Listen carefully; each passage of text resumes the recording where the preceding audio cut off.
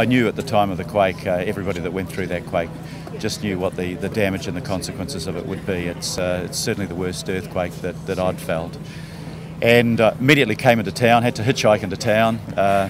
I mean, it was an awful situation for people. The guy that gave me a ride, he was desperate to get hold of his wife, his mother, to find out whether they were safe, and the cell phone connections were down.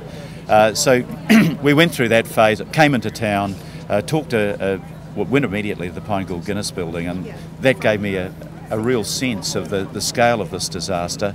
40 people trapped inside. And the wonderful thing, I was standing talking to for an hour with a man next to me. His wife was inside. He hadn't heard from her, no text messages. You know, he really didn't know what to think. I rang him yesterday and he said, fantastic, she walked out last night. They pulled her out. So there are really positive things that are happening here. But the overall picture is one of a huge tragedy.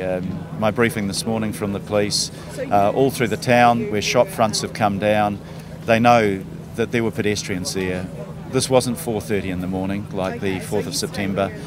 This was midday, people going to lunch, coming from lunch. We've got many more casualties, I fear, that will be retrieved from those ruins, including at the cathedral.